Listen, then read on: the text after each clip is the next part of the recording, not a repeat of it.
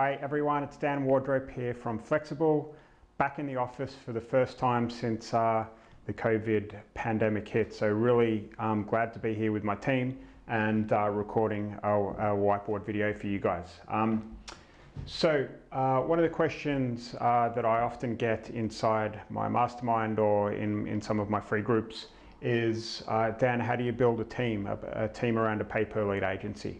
So a lot of you guys listening to this might be starting out in your agency journey, or you could have had some success and you're looking to grow and hire and take that next step. All right, and I am going to run you through the way I did it, and I probably made a few little mistakes here and there, but I wanted to run through what my process was and how that worked for me, and hopefully you can learn from it.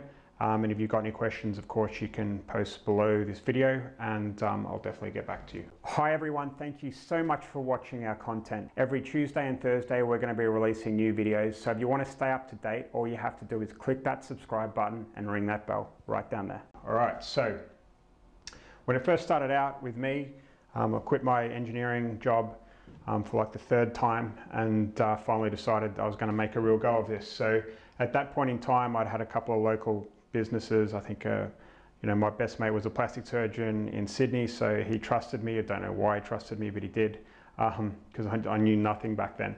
I also had real estate agent and a couple other small clients, and I think I was pretty much at my limit just looking after all of that, and I was doing a lot of work. But for me at that point in time, I was doing sales, I was going to B&I meetings, I was trying to land clients, I was building funnels myself, and I was managing the ad accounts myself, okay?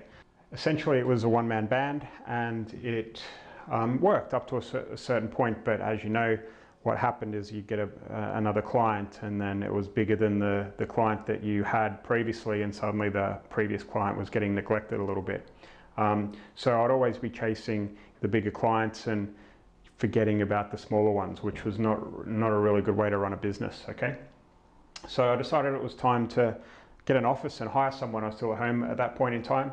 My first hire was a university graduate, I think with an arts degree, and didn't have any online marketing experience, but because I knew my way around a bit and I'd learned from my mistakes, and at this stage it was probably a year down the line, I had enough knowledge to be able to teach him some direct response marketing, some ads, how to build the funnels, how to capture leads and all of that type of stuff. So that was my first hire, and it allowed me to get away from creating the ads, all right, which was great.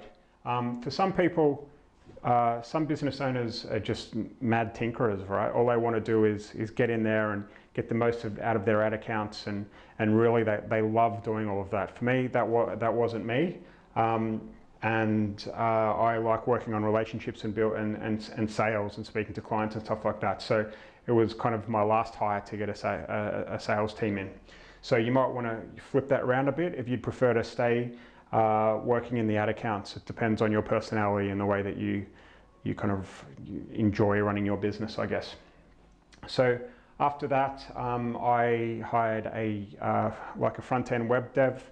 Again, he was someone that didn't have any previous skills or anything like that, but I threw him into the Unbounce account that we had, and I said, go do the training in Unbounce and see if you can figure stuff out. All right, I didn't give him much more guidance apart from that, but it took him some time, but now he's very good at what he does. So I was able to get rid of the funnels part with hire here and hire here. And the next thing, the next hire I had was a copywriter, which is really good for when you're writing, like in our agency, we write advertorials and we run traffic via, quiz pages and stuff like that. So it's very important that we know our customer, we know the customer avatar, be able to write empathy maps and understand the market that we're advertising in. So a copywriter is really good to help with that. And the next hire after that was when we started getting a bit bigger and word started to spread, was account manager number 2. So I think at this stage we've probably been dabbling in a bit of display network, maybe some YouTube ads, and it was getting a little bit too much to manage. And manager number 2 came in. After that, at this point in time, it's probably a couple of years to get all of this done for me. And then at this point in time, I decided that I was going to launch our program Flexxable, which teaches agency owners how to build a pay-per-lead agency. At that point in time, I started doing a little bit more video content. So I hired a videographer, and that was a really great move. In fact,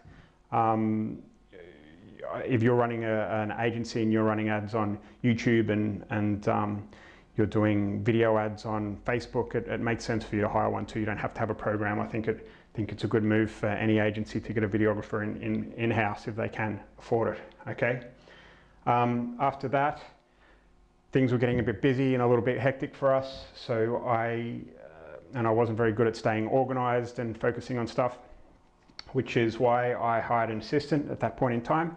And my assistant Sarah looks after my calendar and just keeps things running smoothly and making sure that everything's cool in the team. Our meetings are on time, and also helps with personal stuff as well, which is really good. It takes a lot of stress out of my life, and I'd highly recommend it if you can get to that point in time. In fact, I wish I did it earlier because it's awesome. At this point in time, it was time for me to hire some sales guys.